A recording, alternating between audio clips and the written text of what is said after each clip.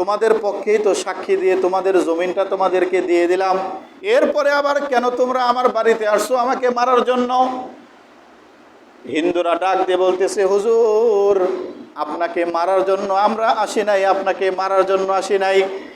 আমরা দেখলাম যে যেই মানুষের জবান দিয়ে একটা মিথ্যা কথা বের হয় না, যেই ধর্মের অনুসরণ করলে জবান দিয়ে কখনো মিথ্যা কথা বের হয় না, আমরা হিন্দুরা সকলেই পরামর্শ করে আসছি আমাদের সকলকে আপনি কালিমা পড়ায়া মুসলমান বানায়া দেন। জোরে বলেন সুবহানাল্লাহ।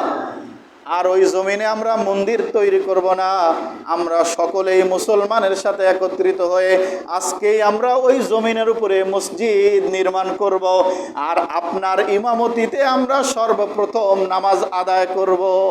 জোরে বলেন সুবহানাল্লাহ। এটাই হলো মুসলমানদের চরিত্র আর মুসলমানদের স্বভাব। কিন্তু আজকে মুসলমান তারা নিজের স্বকীয়তাকে নষ্ট করেছে তাদের এলাকায়। তো একটা জমিন নিয়ে হিন্দু আর মুসলমান মাঝে মাঝেই মারামারি লাগে। মুসলমানরা বলে যে এই জমি আমরা দখল করব, খাস জমি আর কি।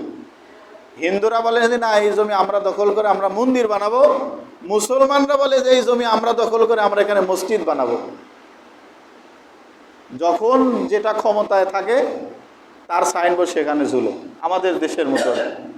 যখন আওয়ামী লীগ থাকে তখন আওয়ামী লীগের সাইনবোর্ড থাকে, যখন বিএনপি থাকে তখন বিএনপির সাইনবোর্ড। যখন যেটা ক্ষমতা আসে আগেরটা ভেঙে দিয়ে সব বাতিল। তো ওই রকম আর কি, ওই এলাকায় যখন যারা ক্ষমতায় থাকে তাদের সাইনবোর্ড ওই জমিনের উপরে থাকে। তো এই যে দ্বন্দ্ব চলতেছে, এক সময় দুই দলের খুব মারামারি লেগে যায়। এখন এটা নিরসন করার জন্য সবাই বলতেছে যে ঠিক আছে, আমরা তাহলে কোর্টের মাধ্যমে, বিচারের মাধ্যমে যেটা ফয়সালা করবে আমরা সেটাই মেনে নেব। তো এই বিচারটা চলে গেছে কোর্টে। বিচারক সে ওই সময় যে ছিল উনিও হিন্দুই ছিলেন।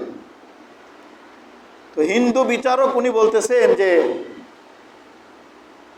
এই জমির ফয়সালা করতে হইলে ওই এলাকার একজন প্রবীণ মানুষ লাগবে, সবচেয়ে মুরব্বী দেখে একজন মানুষ তোমরা নিয়ে আসো, এরপরে আমরা এই জমির ফয়সালা দেব। তো এলাকায় আসার পরে দেখা গেল যে হিন্দু মুসলমান সবার মাঝখানে সবচেয়ে বয়োবৃদ্ধ বয়োজ্যেষ্ঠ মানুষ হিসেবে হযরতে ইয়াহইয়া রহমতুল্লাহি আলাইহি হোসেন। জোরে বলেন সুবহানাল্লাহ। উনি মুসলমানদের একজন বড় আলেম, বড় বুজুর্গ মানুষ। তো হিন্দুরাও ওনাকে পছন্দ করেন। সবাই খুঁজে দেখলেন যে মুসলমানদের মধ্যে এই মুরব্বীটা আছে সবচেয়ে বয়স্ক, ওনাকে নিয়ে যাই। হিন্দুদেরও আস্থা আছে যে এই লোকটা তো কোনোদিন মিথ্যা কথা বলে নাই, যে সাক্ষী দিবে এই সাক্ষীর উপরেই বিচারক ফয়সালা দেবে।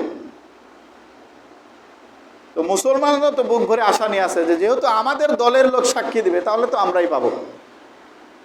আবার হিন্দুরাও হাল ছাড়ে নাই, কারণ এই লোক তো কোনোদিন মিথ্যা কথা বলে না। দুই দলই চলে গেছে কোর্টে।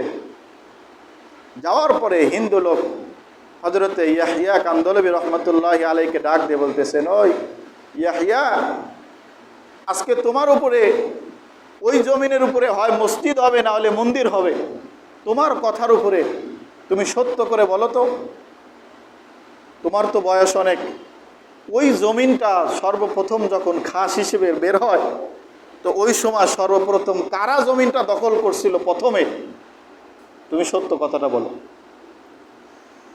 হযরত ইয়াহইয়া রহমতুল্লাহি আলাইহি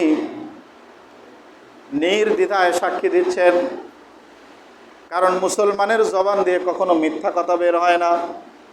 হযরত ইয়াহইয়া রহমতুল্লাহি আলাইহি উনি জানতেন যে এই জমিনটা ওনার চোখের সামনেই সর্বপ্রথম দখল করছিল, আর যারা দখল করছিল তারা ছিল হিন্দু।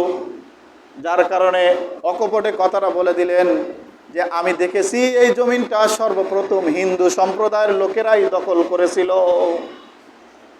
বিচারক ফয়সালা দিয়ে দিলেন, কাজী সাহেব ঘোষণা করে দিলেন, ঠিক আছে তাহলে ওই জমিন আজ থেকে হিন্দুদের, ওইখানে আর কোনো দিন মুসলমানরা তাদের ক্ষমতা বলে ওইখানে আর কোনো দিন তারা দখল করতে পারবে না।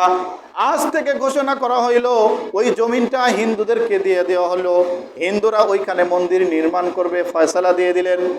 মুসলমানরা সবাই হতাশ হয়ে বাড়ির দিকে চলে যাচ্ছে আর মনে মনে গালি দিচ্ছে যে হায় রে, আমরা ভাবছিলাম যে ইয়াহইয়া মনে হয় আমাদের পক্ষে কথা বলবে আর তার কথার উপরে ভিত্তি করে আমরা মসজিদ নির্মাণ করব। কিন্তু দেখলাম না না, মুসলমান হয়েও তো লাভ নাই, কারণ সে তো আমাদের পক্ষে কথা বলে নাই, সে হিন্দুদের দল নিয়েছে, হিন্দুদের পক্ষে কথা বলছে। এই কথা মনে মনে বলতে বলতে সবাই বাড়ির দিকে চলে গেছে।